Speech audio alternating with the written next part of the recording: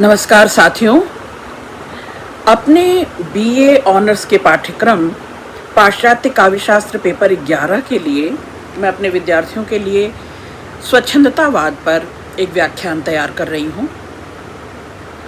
ये स्वच्छंदतावाद वस्तुतः एक अवधारणा है और इस अवधारणा को पश्चिम के विद्वानों ने किस तरह से उद्घाटित किया, परिभाषित किया, और वो आज केवल बीए ऑनर्स नहीं बल्कि एमए के पाठ्यक्रम में भी पाश्चात्य काव्यशास्त्र पढ़ाया जाता है। इन गुत्थियों को समझने में आपको आसानी होगी। हम इसको अधिक से अधिक रोचक बनाने की कोशिश करेंगे और आपसे बात करते हुए इसकी सूक्ष्म से सूक्ष्म, जटिल से जटिल चीज़ों को कोशिश करूँगी कि आप तक पहुँचाने के लिए, आप तक संप्रेषित करने के लिए इस पर हम अपने आसपास, अपने इर्द गिर्द को जोड़कर कुछ देखें, समझें, परखें। साथियों, आपको क्लासरूम में भी बताती हूँ कि कवि बहुत अन्य साधारण मनुष्यों की तुलना में अधिक संवेदनशील प्राणी होता है और मन से कोमल होता है, संवेदनशील होता है। तो जिसको एक्स्ट्रा सेंसिटिव कहते हो, तो वो अपने आसपास से अधिक सचेत भी होता है। यानी साधारण मनुष्यों की तुलना में उसकी संचेतना वस्तुओं को लेकर, वस्तुओं के निरीक्षण परीक्षण को लेकर और उसको ग्रहण करने को लेकर अधिक सक्रिय होती है। वह अपनी भावनाओं को, अपने इच्छाओं को, कल्पना को खुद तो भोगता ही है, खुद तो उससे आह्लादित होता ही है। वह चाहता है कि दूसरे भी उसके अनुसार ही उससे आह्लादित हों। कवि की कल्पना इतनी सजग होती है कि वह प्रत्यक्ष से ही नहीं बल्कि परोक्ष से भी, यानी जो कुछ सामने घट नहीं रहा, दिख नहीं रहा, उससे भी प्रभावित होता है। और ना केवल प्रभावित होता है बल्कि उसका दस्तावेजीकरण अपनी रचनाओं में करता है। यानी वास्तविक घटनाओं के समान ही अवास्तविक घटनाओं को भी वह अपनी सृजनात्मक शक्ति से, अपने सृजन से, अपने सजीव कल्पना से साकार कर देता है। यही तो बताती रही हूँ आपको क्लासरूम में।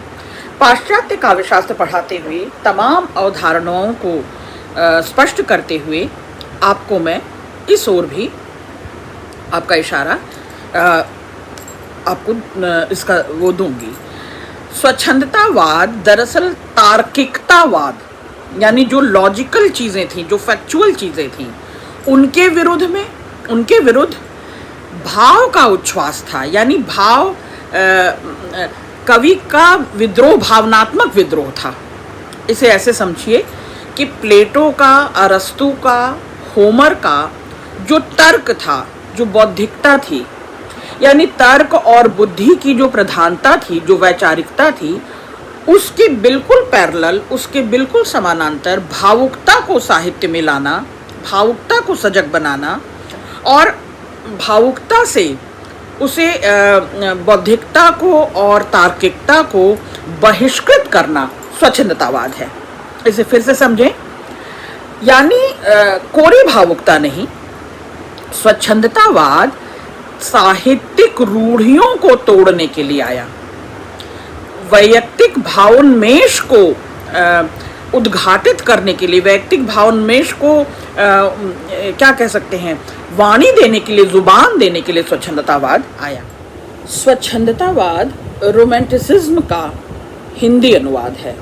यानी अंग्रेजी कविता में रोमांटिसिज्म जहाँ आता है, स्वच्छंदतावाद हिंदी में छायावाद के रूप में, उसी रूप में दिखाई देता है।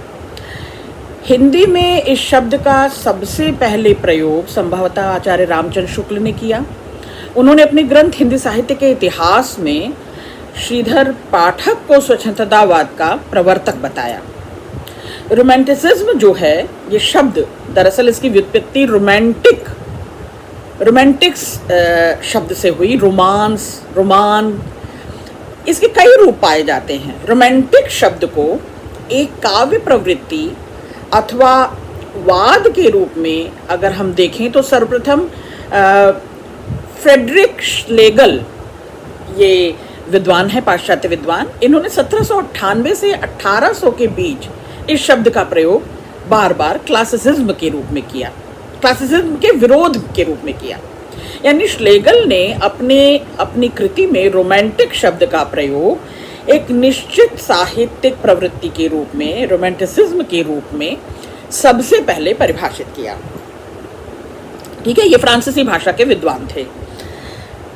सामाजिक दृष्टि से स्वच्छंदतावाद का उदय, अब हम कई दृष्टियों में देखें कि स्वच्छंदतावाद का उदय किस तरह से प्रक्रिया में आगे बढ़ता गया और होता गया।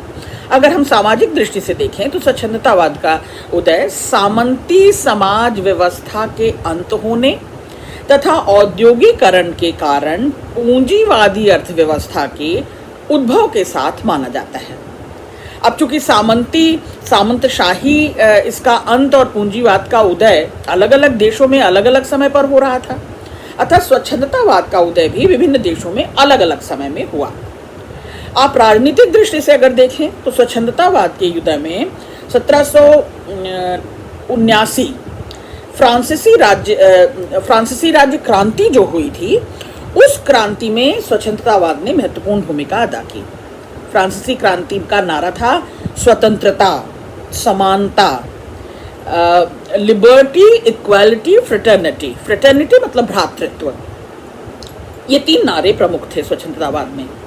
यानी फ्रांसीसी क्रांति में ये 3 नारे महत्वपूर्ण थे, स्वतंत्रता को लेकर, समानता को लेकर और भ्रातृत्व को लेकर, भाईचारे को लेकर।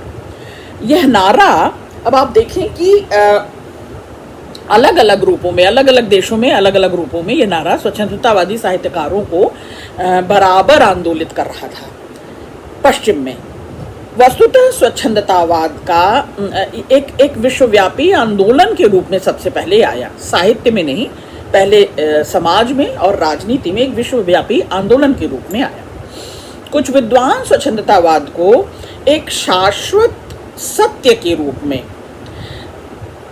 न केवल ग्रहण करते हैं बल्कि उद्घाटित भी करते हैं, परिभाषित करते हैं। उनकी धारणा है कि स्वच्छंदतावादी तत्व संसार के प्रत्येक साहित्य में, चाहे वो आदिकाल से हो, बराबर लगातार बना रहा है। यानी समानता की बात, स्वतंत्रता की बात या भाईचारे की बात। अब आप भारतीय साहित्य को ले लें तो ये कह सकते हैं कि ये तत्व जो है वैदिक साहित्य से लेकर आज तक के साहित्य में मौजूद रहा है। इन तत्वों की काव्य में बहुलता हमेशा रही है। साहित्यिक विधाओं में कमोबेश इनकी मात्रा घट बढ़ सकती है, लेकिन ये आदिकाल से आज तक लगातार बनी रहे। इसके साथ ही समय समय पर साहित्य विशेष में या साहित्य के क्या कह सकते हैं, अन्य तत्वों में, अन्य विधाओं में ये प्रबलता के साथ आगे धीरे धीरे बढ़ती गई। आप इसे ऐसे समझें कि साहित्य में और समय विशेष में स्वच्छंदतावादी काव्य जो है ये विश्वव्यापी आंदोलन के रूप में आया। स्वच्छंदतावाद को एक निश्चित ऐतिहासिक आंदोलन के रूप में मानने वाले और भी विद्वान हैं। उन विद्वानों की धारणा क्या है, मैंने आपने साहित्य सामाजिक दृष्टि से देखा, आपने राजनीतिक दृष्टि से देखा, अब थोड़ा सा आप ऐतिहासिक दृष्टि से अगर इसे समझें तो ये एक ऐतिहासिक आंदोलन के रूप में कुछ विद्वानों ने इसको माना। यानी स्वच्छंदतावाद का उदय, उद्भव या विकास, आगे प्रसार जो है, ये प्रायः संसार के सभी साहित्यों में एक साथ नहीं हुआ, धीरे धीरे हुआ, बल्कि समयांतर से भिन्न भिन्न साहित्यों में लगातार प्रकट हुआ। विभिन्न देशों में स्वच्छंदतावाद का उद्भव, चाहे वो सामाजिक दृष्टि से देख लें, चाहे वो राजनीतिक दृष्टि से देख लें या ऐतिहासिक आंदोलन के रूप में देख लें, साहित्यिक कारणों से हुई। इसे ऐसे फिर से और थोड़ा सा समझाती हूँ। पहली लहर 1798 से 1805 के बीच में इंग्लैंड और जर्मनी में आई स्वच्छंदतावाद का, यानी उस आंदोलन का, विश्वव्यापी आंदोलन का पहली लहर इंग्लैंड और जर्मनी में आई, जिसने काव्य के साथ ही आलोचना जगत को भी प्रभावित किया। 18वीं सदी के अंतिम दिनों में फ्रांस में नवशास्त्रवादी लहर, उस दृष्टिकोण से इंग्लैंड और जर्मनी में वो छाई।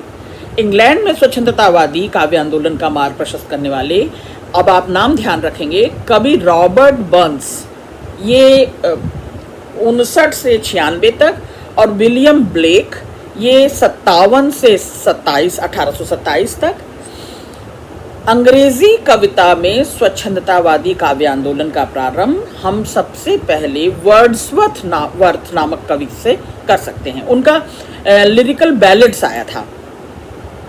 लिरिकल बैलेड 1798 में आया। वर्ड्सवर्थ 1770 से 1850 तक लिरिकल बैलेड्स की भूमिका में सबसे पहले नवशास्त्रवादी बंधनों को तोड़ते हैं, काव्य के आधार को पर्सनल वैयक्तिक बनाते हैं और काव्य भाषा संबंधी प्राचीन जो प्रतिमान थे, जो मापक थे प्राचीन, उनको कृत्रिम प्रमाणित करते हैं।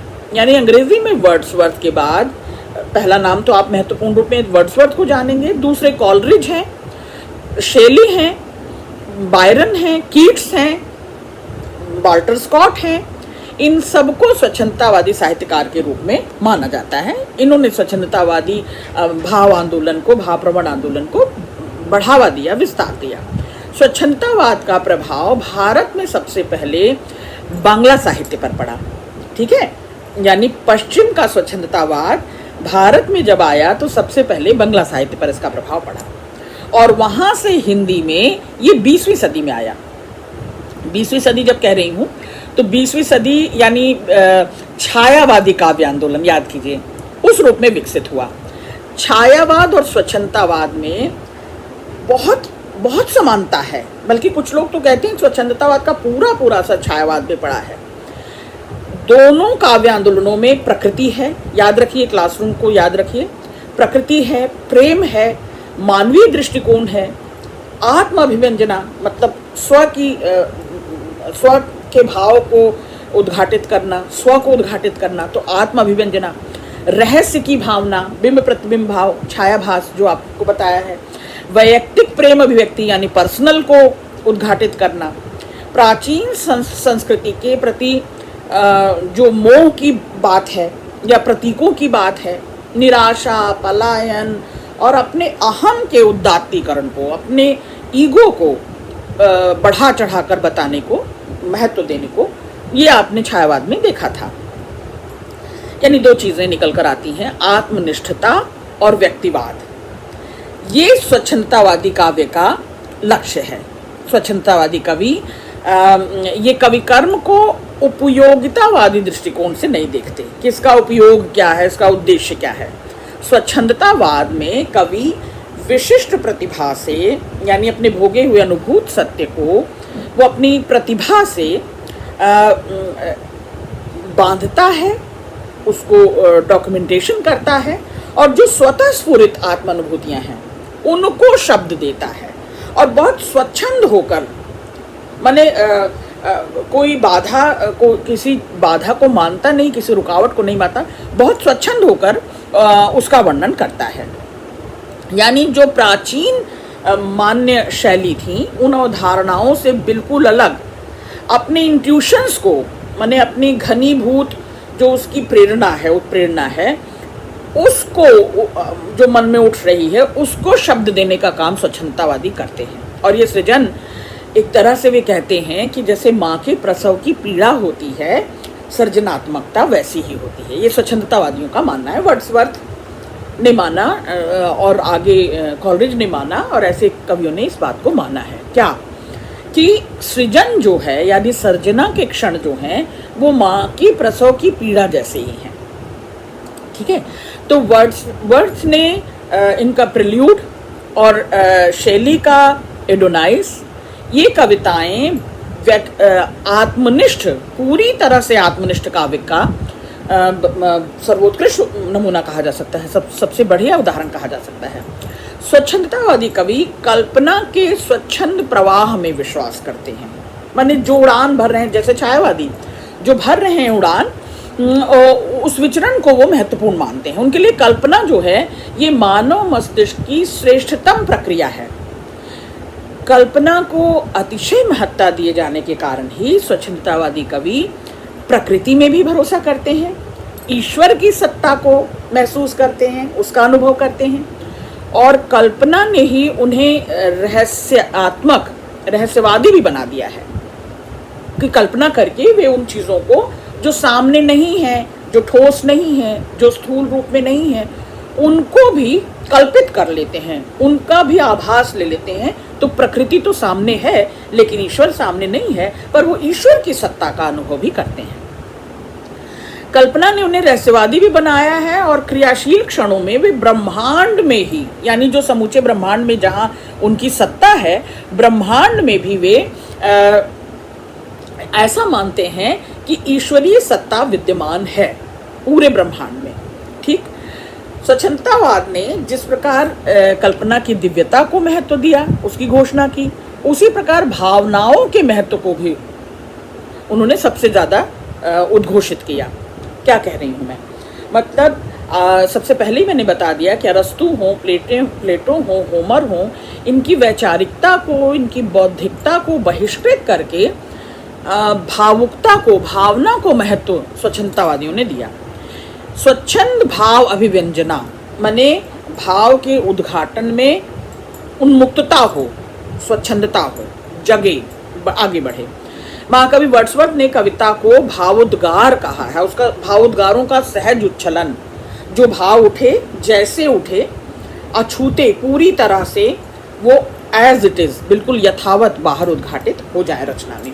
उनकी अधिकांशतः कविताएं, श्रेष्ठ कविताएं भावों का उच्छलन ही है। अतीत प्रेम और भविष्योन्मुखी दृष्टि, ये दो खास प्रवृत्ति भी है स्वच्छंदतावादियों में, यानी अपने भूत से, जो बीता हुआ कल है, उससे भी वे प्रेम करते हैं और अपने आने वाले भविष्य को भी, वो भविष्य की ओर भी उनकी दृष्टि है। हमारी कल्पना नवीन सौंदर्य की खोज में दूर दूर इलाकों तक, सुदूर देशों तक, अज्ञात लोक तक स्वर्णिम अतीत को देखती है और आकर्षक भविष्य की ओर उन्मुख है, आकर्षक भविष्य की ओर बढ़ती है। तो यही कारण है कि वर्तमान से भूत या भविष्य की ओर उड़ान स्वच्छंदतावादी साहित्य का की सबसे बड़ी पहचान बनती है, प्रमुख प्रवृत्ति बनती है। कीट्स की कविता है ला बेले डेम सेंस मर्सी, मध्य युग में इसका प्रवर्तन का ज्वलंत उदाहरण मिलता है। आप देखें कि स्वच्छंदतावादी कवियों ने प्रकृति प्रांगण में मुक्त विहार किया, वे प्रकृति के अनंत प्रेमी हैं। जैसे हमारे छायावादी, उन्होंने प्रकृति को सचेतन प्राणी के रूप में देखा। जैसे हमारे छायावादी सचेतन सत्ता, प्रकृति सचेतन है, प्रकृति में विश्वात्मा की का दर्शन करते हैं, परमात्मा का दर्शन करते हैं। वर्ड्सवर्थ की दो कविताएं हैं, इंटीमेशंस ऑफ इमोरलिटी और टाइंटन एब्बे, प्रकृति में विश्वात्मा के दर्शन संबंधी भाव से ओतप्रोत काव्य के ये उत्कृष्ट दो नमूने दिखाई देते हैं। स्वच्छंदतावादी कवियों ने प्रकृति वर्णन को बहुत सब्जेक्टिव बनाया है, क्योंकि वे प्रकृति के उन्हीं अवयवों को चुनते हैं जो उनकी आत्मानुभूति को स्पष्ट करे, प्रकट करे। यदि कवि नाराज है, यदि कवि क्षुब्ध है, तो प्रकृति भी नाराज दिखाई देती है, प्रकृति भी क्षुब्ध दिखाई देती है। यदि कवि प्रसन्न है तो प्रकृति भी हंसती हुई दिखाई देती है। ठीक है, तो स्वच्छंदतावादी काव्य धारा में कल्पना का अतिरेक है लेकिन रहस्योन्मुख। जैसे परम सत्ता में रहस्य है पर वो उसे देखते हैं प्रकृति की हर शय में, तो इसी तरह से इनका जो महान विराट के प्रति इनका आकर्षण है वो तो सामने दिखाई देता ही है साहित्य में। अच्छा, इनके भीतर राष्ट्र प्रेम, मानवतावादी प्रेम की भी आधार माने पृष्ठभूमि है, उसका आधार लेकर ये चलते हैं। ये देश की आत्मा से प्रेम है, देश के निवासियों से। देश की आत्मा क्या है? देश कोई स्थूल ठोस चीज नहीं है, वहाँ के निवासियों से देश बनता है। तो देश के निवासियों से, देश की प्रकृति से, पशु पक्षियों से प्रेम, है ना, देश के लोक जीवन से प्रेम, ये स्वच्छंदतावादियों को भाता है। ये सच्चे अर्थों में दरअसल स्वच्छंदतावादी मानववादी कवि कहे जा सकते हैं। कवि जब कह रही हूँ तो साहित्यकार। तो मैंने कहा कि देश कोई ठोस भौगोलिक, स्थूल भौगोलिक मानचित्र नहीं है। देश के भीतर जो रहते हैं देशवासी, उनके निवासी, प्रकृति, पशु पक्षी, जंगल, जल, पहाड़, ये इन सब से स्वच्छंदतावादियों को प्रेम है, वहाँ के लोक जीवन से प्रेम है। और सही मायनों में यही मानवतावादी है ना, उनसे सहानुभूति रखना, जैसा कि साधारण मनुष्य से सहानुभूति रखना। स्वच्छंदतावाद का जन्म प्राचीन साहित्यिक परंपराओं, काव्यगत रीतिबद्धता और शास्त्रीय नियमों के खिलाफ हुआ था। इसके विरुद्ध, इसके परिणाम स्वरूप हम कहें, बल्कि परिणाम स्वरूप नहीं, प्रतिक्रिया स्वरूप कह सकते हैं, हुआ था। इसीलिए इन कवियों में विद्रोह का स्वर बहुत दिखाई देता है। यानी ये सामान्य विषयों को ही, जो सर्वसाधारण है, जो वरीयता में नहीं है, प्रमुखता में नहीं है, जिसको सब जगह मुखर नहीं हो, ऐसे सामान्य विषयों को ये प्राथमिकता दे रहे हैं स्वच्छंदतावादी। अच्छा, इनकी भाषा शैली को देखें तो उस संबंध में कहा जा सकता है कि प्राचीन शास्त्रवादी जो व्यवस्था थी, जो प्राचीन परंपरा थी, स्वच्छंदतावादियों ने पूरी तरह से उसको नकारा है। पर यह सच है कि इन स्वच्छंदतावादी कवियों की अभिव्यक्ति में बहुत सी अस्पष्टता भी दिखाई देती है, बहुत साफ नहीं दिखाई देता। और ये कवि क्योंकि प्रतीक लाते हैं, रूपक लाते हैं, बिंब लाते हैं, रूपकों, प्रतीकों और बिंबों का सहारा लेके एक कल्पना लोक रचते हैं, है ना। तो जैसे कल्पना कोई ठोस चीज़ नहीं है, एकदम साफ दिखाई नहीं देती, है ना, कल्पना ही की जा सकती है उसकी अपनी प्रतिभा से।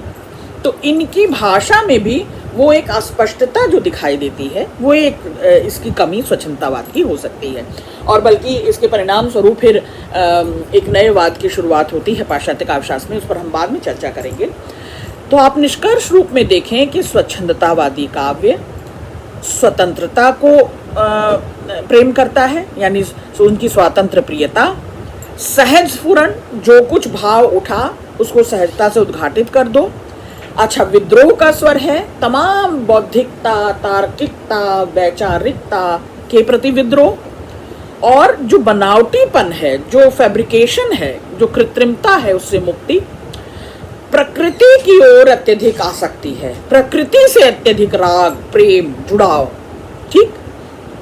और जब बहुत राग, प्रेम, जुड़ाव होता है तो फिर क्या मिलता है?